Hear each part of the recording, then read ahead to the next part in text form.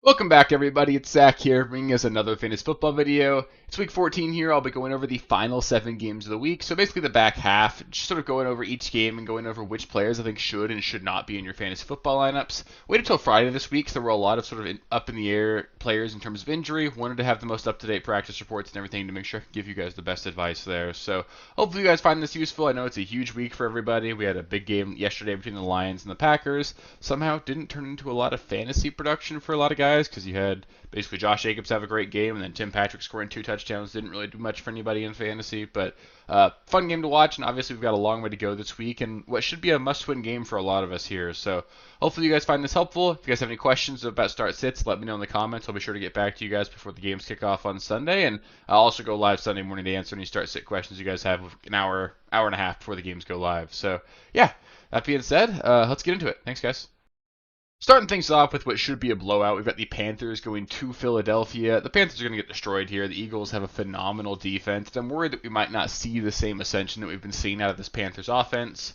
I'm hesitant to play any of their players in Carolina just because of how elite Philadelphia has been on defense, but you can still play Chuba as a low-end RB2. It was it was great to see Jonathan Brooks get involved, but if you're a Chuba owner, a little annoying to see Jonathan Brooks get some actually high value touches in this offense. So, just lowers the ceiling a little bit, lowers the floor for Chuba a little bit there. Again, I don't know if he's really got a great shot to score this week because I honestly don't know if the Panthers are going to break 10 points, but you can still play Chuba as a low end RB2. If you need to, this should be a game where the Eagles are up early. The Panthers should need to air it out, try and play catch up. You could see Adam Thielen, Xavier Legette, even David Moore get a lot of targets in this one. So if you need to play them in like a PPR format, you can. I don't love any of them. I'm okay benching all of them for sure, but if you need to play them, they're all at least options. For the Eagles, it's pretty easy. You're going to play Saquon, Jalen Hurts, A.J. Brown, and Devonta Smith. Tough to bench any of those guys, especially with 6 teams on bye, although I do just sort of feel like Devonta Smith is going to disappoint in this one. I don't think they'll need to air it out a whole lot, and Devonta Smith is certainly the secondary option here. That being said, Dallas Goedert is out, so there should be a little more concentrated target share for Devonta Smith, but it's just tough. Obviously, A.J. Brown's in. You're probably playing Devonta Smith, but if you happen to have a lot of really good options, I'm pretty low on Devonta Smith this week. Next up, we got the Raiders going to Tampa Bay to play the Buccaneers. The Bucs should have been this game pretty easily here, and I think you're pretty much playing the regulars for them. Mike Evans, he's in for you guys, even though, of course, he did miss some practice this week. Back in the uniform on Friday here, so should be back and good, ready to go here on Sunday. Again, I also think it matters for him. This dude's 497 yards away over the next 5 weeks from hitting 1,000 yards. It's a streak he's had his entire career. He's been vocal about it in previous years. I know it's something that he does care about, and I know it's a narrative. It's tough to really read into that kind of thing, but I think he and Baker are going to really try to get him those 500 yards over the next 5 weeks, and I do think we need to at least put that out there. There's no way he's going to miss this game. He wants to make sure he keeps that streak going. Beyond that, for the running backs, Bucky Irving, he's a must start. Again, he practiced again on Friday, so should be good to go. If he happens to miss, Rachaad White obviously gets a huge bump, but even if he's active, I think you can play Rachaad White. I'd play him over any of the Raiders running backs for sure. It's just a situation there where this should be a game where the Bucs win pretty easily. We should see Rachaad White. And it's not like Rachaad White's playing poorly. It's just that Bucky's been so phenomenal. It's tough to really get Rachaad White on the field, but he's still a good pass catcher for them. Good in PPR, good low end running back too if you need him. Cade Otton, also a fantastic streaming option. The Raiders are the best matchup for opposing tight ends, so I'd play Cade Otton this week. I would, however, be cautious with Baker. I think they'll be able to run the ball pretty effectively here, and they should win this game, so they shouldn't need to throw it as much as they did previously. So I don't love the idea of streaming Baker this week. The Raiders, it's really tough. Brock Bowers, he's obviously in, but if you wanted to stop there, I think that's okay. Jacoby Myers, you can play him if you need him. Some question marks surrounding his availability on Sunday, but I think he'll be in there. If he's active, I think you can play him, but I don't really want to play anybody else. None of the receivers, Trey Tucker, DJ Turner, none of those guys get me excited. I don't want to play any of the running backs there. You've got Chance McCormick. I don't like that at all. Amir Abdullah had one good game, but McCormick's getting involved. Alexander Madison might be back in some capacity. I just can't do it. I would sit every other Raider there this week. Next up, we got the Seahawks at the Cardinals. Really tough one here for the Seahawks. Kenneth Walker missed a lot of practice this week, may not even play this week, and in that scenario, I think that would make Zach Charbonnet a really solid running back too, just because of all the volume he's going to get. But if Kenneth Walker plays, it's potentially a landmine. We don't know how active he would be, what capacity he would actually be playing in, and he's probably going to be in a timeshare if he plays. So you can play him because of the upside, but we saw the floor last week. You don't need to play Kenneth Walker if you happen to have better options. DK Metcalf, he's banged up as well. Should play again because he's sort of been doing this every single week, missing practice and then coming out and playing. But it's been a while since we've seen him have a good game. He's also never in his career had a 60-yard receiving game against the Cardinals. That's crazy.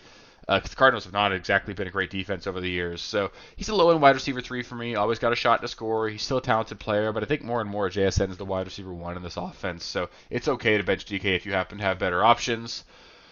JSN, of course, he's in. I mentioned him as the wide receiver 1 for Seattle. Geno probably would be on benches for me. I just don't know how great the Seahawks offense is going to be this week. Like with Kenneth Walker banged up, DK Metcalf banged up, it's tough to really picture this offense moving the ball a ton. So I think it's okay to just sit Geno this week. For the Cardinals, Kyler, he's a low-end quarterback 1. I'd probably be playing him. I think he's, obviously got a wide range of outcomes with how boom or bust he's been, but I think it's okay to play him. James Conner, he's right back in your lineup. I know it's been a bit of a rough 2 weeks, but you're playing James Conner. He's too involved, too good. You're definitely playing him. And then Marvin Harrison, Trey McBride. I'd play both of them as well. McBride's obviously a must-start. Harrison, like a solid wide receiver 2. Probably need a touchdown or a big play for Marvin Harrison to come through, but he's been doing that at least last week. I think he's going to turn a corner the rest of the way and have a really good end of the season. Next up, we got the Bears at the 49ers. The Bears are real banged up, especially in the backfield. I would not be shocked at all if both DeAndre Swift and Roschon Johnson missed this game. Makes Travis Homer the RB1 there. He's not a guy they're going to give 20 carries to. They're going to have to throw the ball a ton here. So it makes Caleb Williams an interesting streaming option. The Niners, however, have been a really good defense still, at least for limiting fantasy production. I know they're not winning games, but they're still being pretty good at keeping teams down for fantasy. So it's really tough, especially because DJ Moore is also banged up. Tough to really rely on this offense there. It feels like the situation where you're going to play Caleb. He's going to go out there and put up 2 points on you. So that really sucks, but I think you can stream him if you need the upside there. It's obviously been great 2 weeks in a row, so you can play him, but I'm a little bit scared about it. DJ Moore, solid wide receiver 3, assuming he plays here. Keenan Allen, solid wide receiver as well. I think you can play him as a wide receiver 3, who obviously gets a bump if DJ Moore has to sit down. Every other Bear, though, I'd prefer to sit. I don't want to play Rome Odunze in this matchup. Cole Kmet, if DJ Moore misses, I think is a solid option. But if everyone's there, I don't really want to go to Cole Kmet this week. For the Niners, Isaac Guerrero, George Kittle, they're both going to be in for me this week. I'm really even thinking about benching either one of those guys.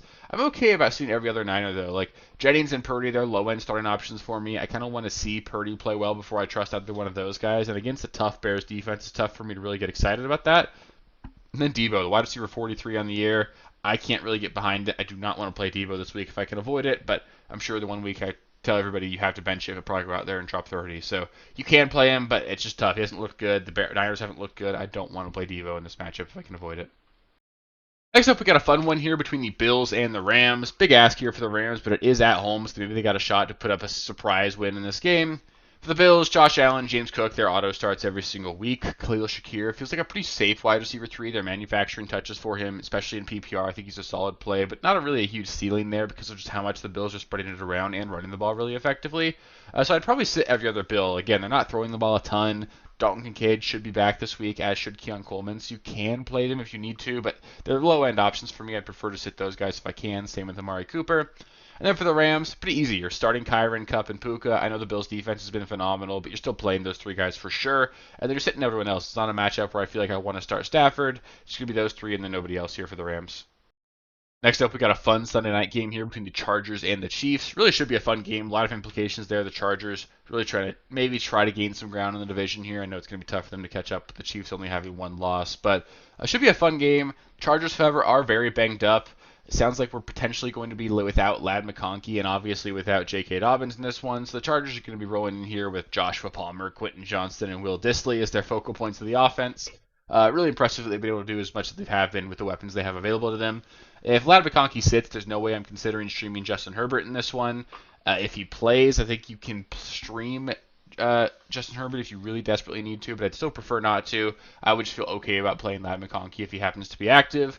Regardless, though, Will Dissly feels like a really great streaming option. It is a bit of a soft spot in the Chiefs' defense against the tight ends. Will Dissly, I know he goosed last week, but he's been good. I think you can play him for sure. Okay to sit every other Charger, though. I don't want to play Gus Edwards. You need a 1-yard touchdown for him to pay off. I'm not going to bet on that. I don't really want to play Quentin Johnston. I don't want to play Joshua Palmer. It's okay to bench all those guys. For the Chiefs, Mahomes is a low-end quarterback 1 for me. I think he's a solid option. Not a defense that scares me in the Chargers, and Mahomes has been better of late, so I think you can start him. Travis Kelce, he's obviously in. I would prefer to sit all of the Chiefs wide receivers, although you can play Xavier Worthy and DeAndre Hopkins. It's just tough to really know which one of those guys is going to have a game. You need a touchdown for Hopkins. You need a big play for Worthy. I can't bet on that, but if you need it to happen, if you need to play them, you could certainly do worse. And then Isaiah Pacheco, I feel pretty good about him. I think he's going to start emerging here as the clear lead back in this offense. Kareem Hunt's just not nearly as good. Pacheco will be back. He'll be back in action here, and I think Pacheco's a guy that you could confidently start as an RB2 this week. And the last game of the week here, we've got the Bengals at the Cowboys. It really should be a lot of fun because of how bad the defenses have been. But for the Bengals, Joe Burrow, Chase, Higgins, Chase Brown, all four of those guys are in. There's nothing to even talk about there. And then it's okay to sit everyone else. I'm not going to play Yoshi Voss or any of the tight ends. It's pretty easy for the Bengals every single week. For the Cowboys, Rico Dowdle feels like a really solid RB2. The Bengals have been really, really bad against opposing offenses in general. Everybody scores against them. I think the Cowboys will be able to put up some points. And Dowdle feels like a decent shot to score a touchdown this week. Jake Ferguson, decent streaming option, just super necessary to the offense. He's a good player. Good matchup here against the Bengals. We saw what they allowed Freiermuth to do last week. They certainly do give it up to the tight end position, so I'm happy with Ferguson in my lineup this week. And then CeeDee Lamb, he's up in the air from a health standpoint. Assuming he plays with that shoulder injury, you're going to start him. You're hoping for 10, 12 targets, maybe 80 yards, hoping he finds the end zone. I wouldn't expect a huge game out of him just because he's not really capable of getting utilized downfield right now with how bad the offensive quarterback play is. But you can still play him. If you do have him, though, make sure you've got a backup plan if we don't get clarity. In one of my leagues, I need to play him. I added Brandon Cooks off the waiver wire this week. That way, if CeeDee Lamb ends up inactive, I have someone I can pivot to. Just don't put yourself in a spot where you're going to eat a 0 on Monday because that's obviously going to be bad for your roster this week. So that'll do it for the starts and sits in week 14. Hopefully you guys find that helpful. I want to do everything I can to help you guys get the wins you need to get this week. Sunday morning, 1 hour before the games go live, so at 9 a.m. Pacific time, 12 p.m. Eastern time, I'll go live. I'll go over any of the last-minute injury updates, help you guys answer start-sit questions, get you guys ready to roll, make sure we get you guys into the playoffs here. So hopefully I can see you guys there. I'm not traveling this week, so I'll have the full setup, be able to help you guys out there. If you guys like the video, give it a thumbs up. It helps me out quite a bit. If you haven't already, make sure you subscribe to the channel that we don't miss any of the future content. Videos like this, waiver wire videos, trade target videos, all sorts of content comes out every single week. So make sure you subscribe to the channel that way you don't miss it. And yeah, I appreciate you guys. I'll catch you with the next one, and let's go get some wins this week. Thank you guys for watching. If you haven't already, please be sure to subscribe to the channel, like the video, check out these other videos here if you haven't. If you want more content, please feel free to follow me on Twitter at RealSteelFFB. I'll be more active on there as the season goes on. Thanks. Catch you later.